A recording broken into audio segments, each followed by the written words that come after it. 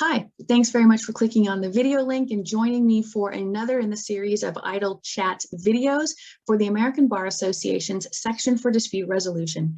My name is Natalie Armstrong Moton, and today I'm going to have an Idle Chat with Josh Weiss. How are you, Josh?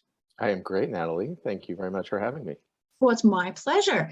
So, Josh, I have written down about 120 somewhat inane questions on these cards. Right. And so we'll give them a shuffle, see what the cards have in store for you, my friend. Okay, it's exciting. Well, I'm glad you think. Well, it could be exciting. This could be the best part of your day. Okay, I hope so. All right, Josh, what do you like most about yourself? Ooh, that is a good question. What do I like most? We're going light stuff, my friend. What do I like most about myself? You know, I think that growing up, I was a pretty average kid. There was nothing particularly exceptional about me, and so expectations have always been kind of low. And so I kind of like to live the mantra of, promise a little, but overachieve, if you will. So I think I've always had that going for me, where people didn't really expect a whole lot of me. And so I've been able to kind of maybe nudge that ball forward a little bit. And failure was sort of par for the course for me. So when I fail, I take the time to learn about it, but I also don't dwell on it, and it doesn't bother me.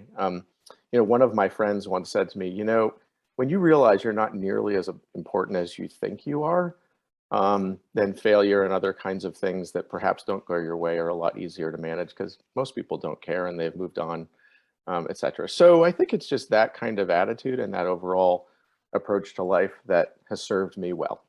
Nice. Yeah, perseverance is a really good personality trait. I like that. Comes in strange ways too. That's all right. Yeah. That's all right. It makes it probably richer and better. Josh, what is the hardest you've ever worked? Interesting. A normal answer would be to say on my dissertation, but actually, I really think in my undergraduate degree, when I got to college, I realized I went to Syracuse University, and I actually realized pretty quickly that I had no idea how to really study, and that I was in kind of serious trouble if I didn't figure it out pretty quickly. So I think it was then, my first semester was very rough. And I think it was at that point where it was really, I was either going to work really hard and see if I could stay, or perhaps, choose a different career path. And so I really think it was that second semester of my first year of college where I really, for the first time, in some ways, challenged myself in a way that maybe I hadn't, and I think probably worked harder than I ever had, and it paid off. And I realized that I think if I put my mind to it, I could really do that. And my mom always used to say to me, when I finally turned the corner, she said, we knew you had a good brain. We just wondered if you would ever use it. So I think once I finally started using it, things changed. Well, obviously, it's paid off dividends. Josh, next burning question on the cards. What is the best sandwich? Oh, wow, that's a great one. So I grew up in the Boston area, so I am really partial to lobster rolls. I love everything about lobsters. I hate to say that for the lobster community out there, that I've had a hand in devastating over the years, but I really do love lobster rolls. They are my favorite. Right. That's a sandwich I'm not familiar with. A lobster roll. I'll put it on my list. Oh, they're great. And there's two options. One is, hot with butter, and the other is cold with like mayonnaise and celery and stuff like that. I usually go for the hot with butter. I think I will take your wise advice. Hot with butter. Okay. Good choice. Good choice. On the topic of food, if you owned a restaurant, what would you have on the menu? So can it be eclectic? It's your restaurant. You can design anything you want. Okay. So I am, in my spare time, I'm a bit of a sports fan. So it would have a little bit of a sports fan feel to it, where there would be TVs and beer and stuff like that. And there would definitely be chicken wings. So my three favorite foods, I've already given you one hint, which is lobster is up at the top. the other is chicken wings, and the third is Chinese food. So I would probably have those three things on the menu, and obviously there's a lot of options when it comes to Chinese food, but those are my three sort of go-to meals and places where I would go. So. All right. So it'd be a sports bar, Chinese chicken wing, lobster roll extravaganza. Exactly. That's it. Perfect. I'd eat there. I would eat there. I would eat there. What's your favorite sport? Well, growing up in Boston, there's a team here called the Red Sox, which for a global audience you may not know, but in the United States, they're a team that you love to hate in so many ways. As a kid, they always found ways of losing. And then eventually, at some point in my life, they actually started winning, and they won a few World Series, which I never thought I would see. And I still actually play in a baseball league. I'm 52 and I have not given it up. It's not softball. It's like a hard pitch fastball league, and it's 28 and over. So I'm definitely pushing the limits of whether my team still wants me to be on the team or not. But I love to play baseball. It's one of those things where I really feel like a kid again. Every Sunday morning from the end of April till September, the middle of September, we play. And it's my 3 hours. I have three daughters and I love them dearly, but I also need 3 hours a week to just be with the guys and have some fun. So I love playing baseball, but I would say that I think my favorite sport to watch on television is football. American football, yep. Yes. And you have a favorite American football team? Well, again, the Boston thing, it would be the New England Patriots. Yes. So. Come on now, that's too easy. That's too easy. Yeah. Most people don't remember how bad they were. Like when I was a kid, they were really bad. And all of a sudden, they got a quarterback who you might have heard of, named Tom Brady, and 6 Super Bowls later, it was a lot of fun. So. Now, Tom Brady, he's the short, ugly one, right? Yes, that's right. He's not at all good looking, or nope. And he did leave Boston, much to my chagrin. But it's hard for me, and he's coming back this weekend to play against the Patriots. And it'll be an interesting experience for all of us. But I can't ever have any kind of ill will to somebody who brought 6 championships to a city.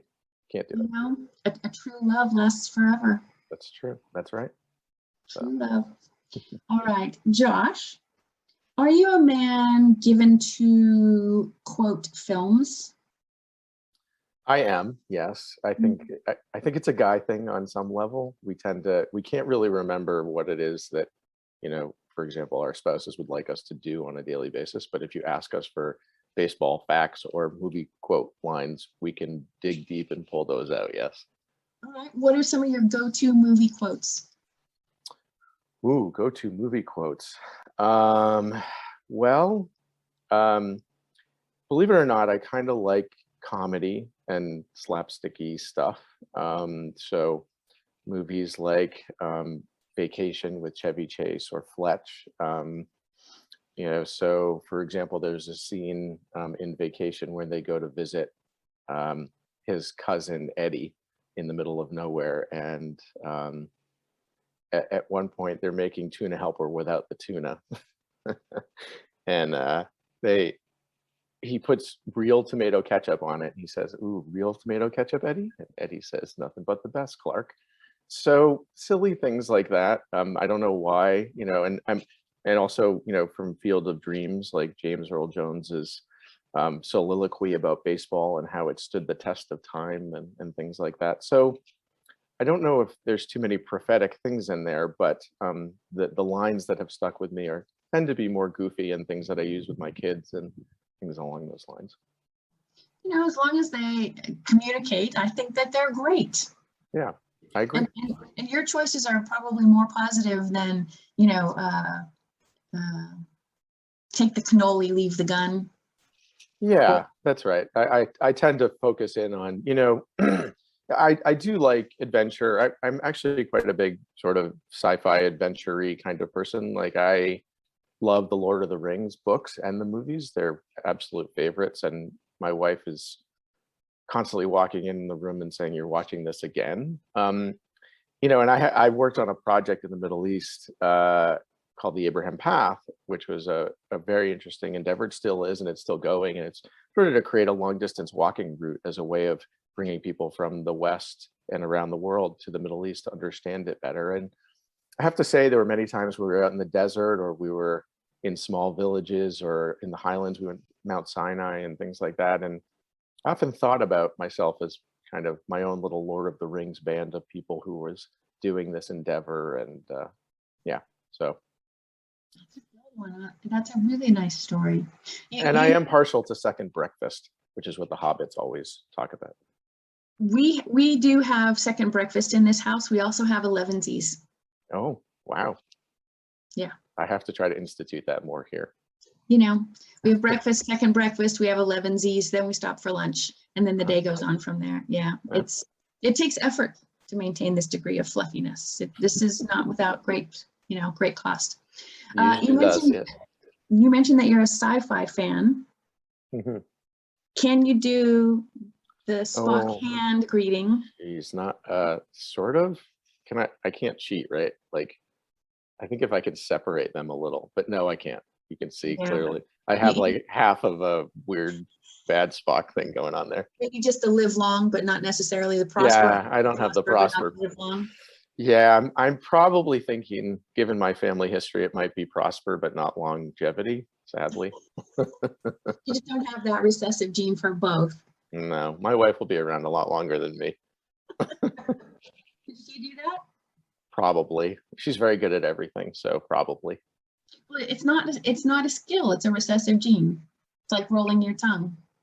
I wouldn't doubt that she could do it. Let's just put it that way. I've never asked her. I'll ask her tonight, and I'll get back to you. Because women are cool.